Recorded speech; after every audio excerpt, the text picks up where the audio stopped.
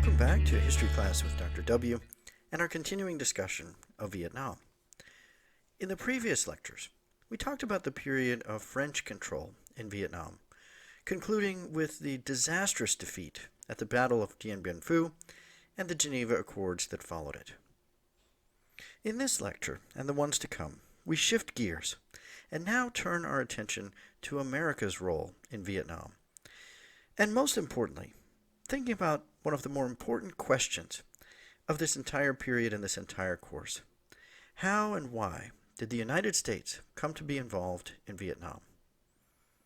In this preliminary group of lectures, we need to depart somewhat from Vietnam itself and talk about the United States and the Cold War more broadly, because everything they did in Vietnam was impacted by the broader Cold War.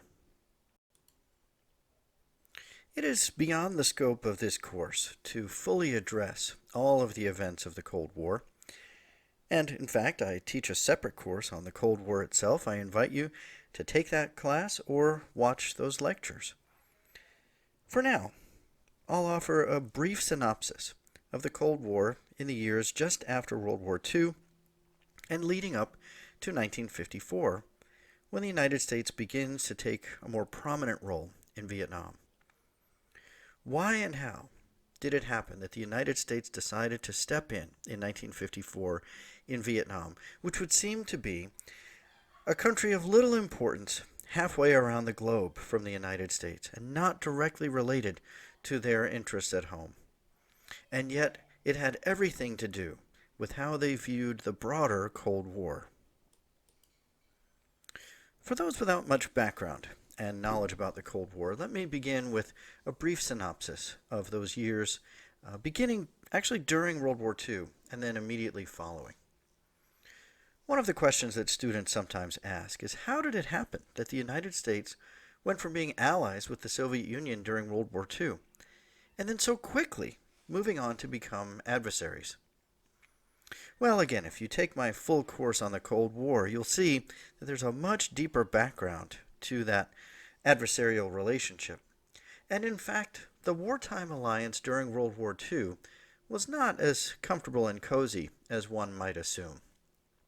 Throughout the war, mutual distrust was always present for a number of different reasons.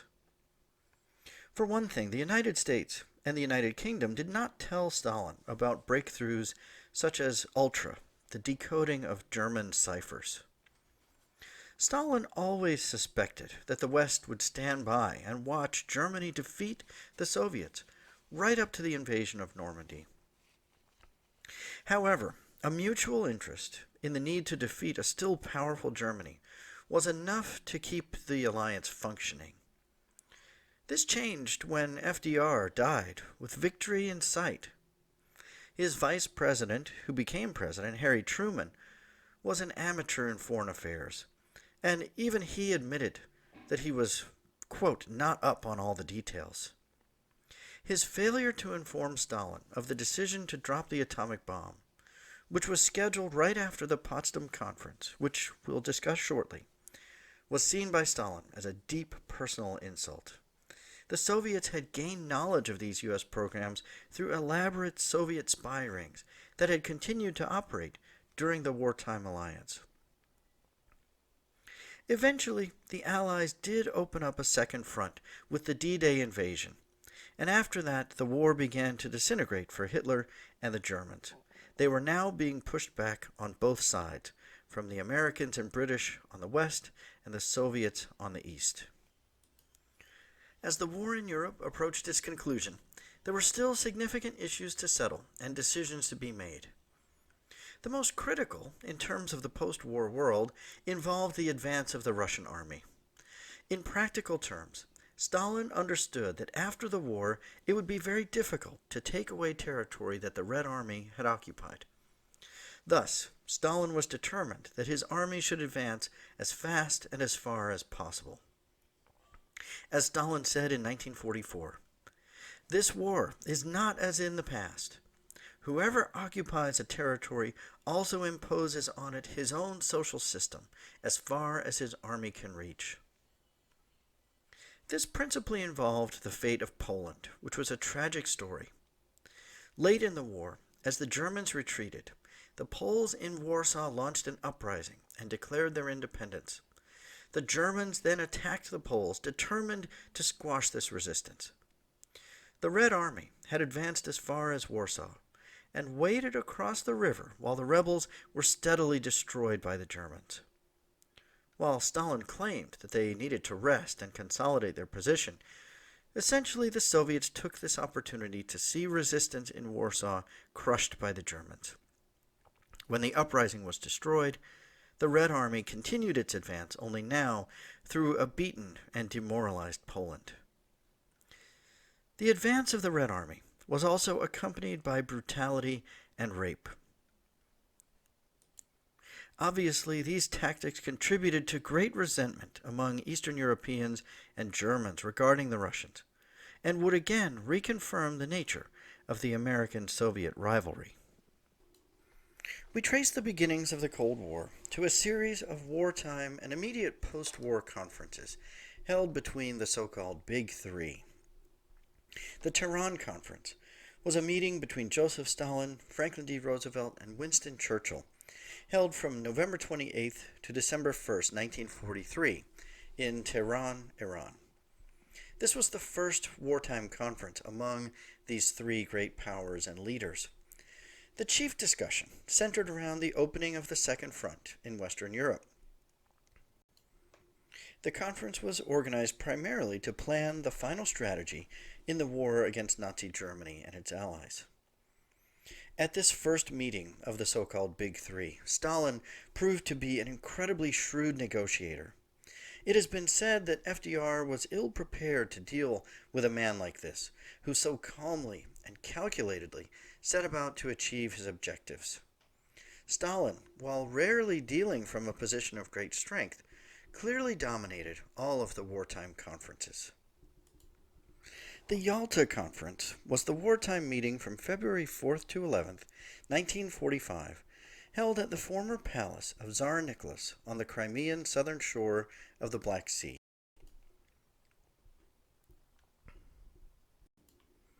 The delegations were again headed by FDR, Winston Churchill, and Joseph Stalin.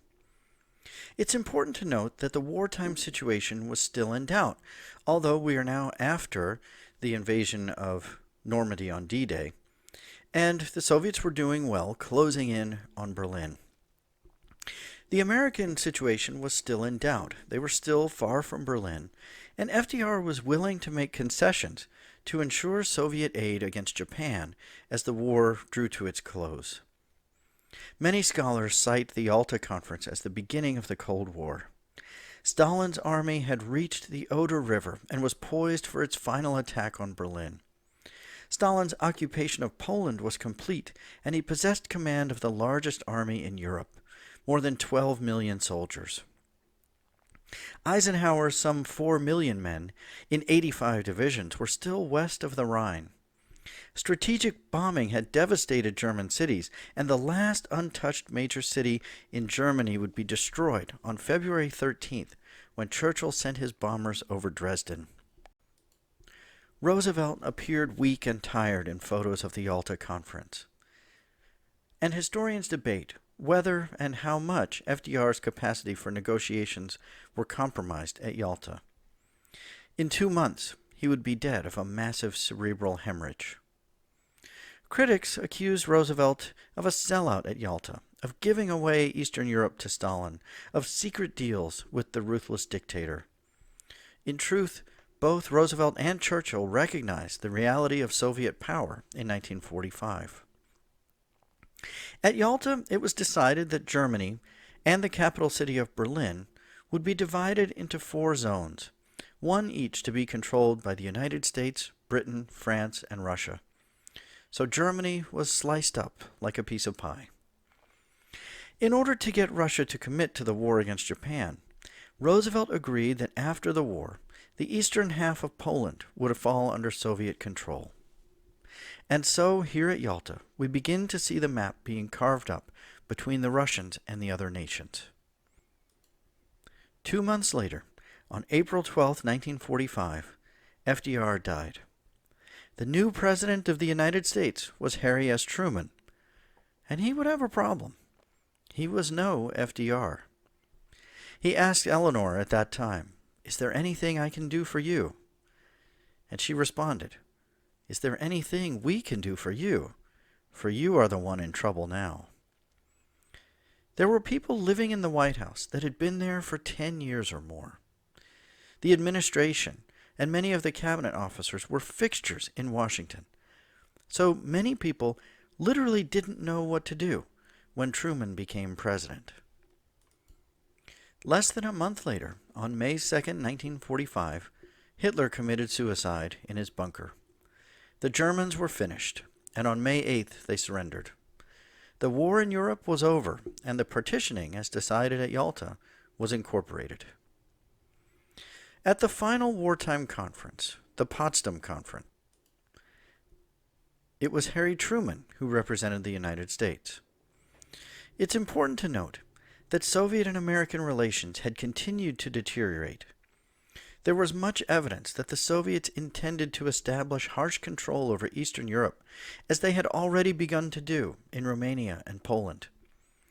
FDR's final days included many comments about relations with the Soviets, and it was evident that he was no longer in a mood to negotiate. Truman continued that thinking.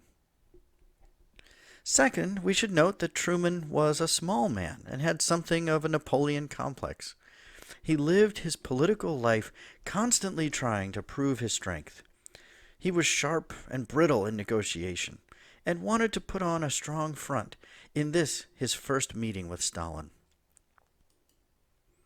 The Potsdam Conference, held in July of 1945, was bitter, filled with dispute, and ultimately didn't accomplish much.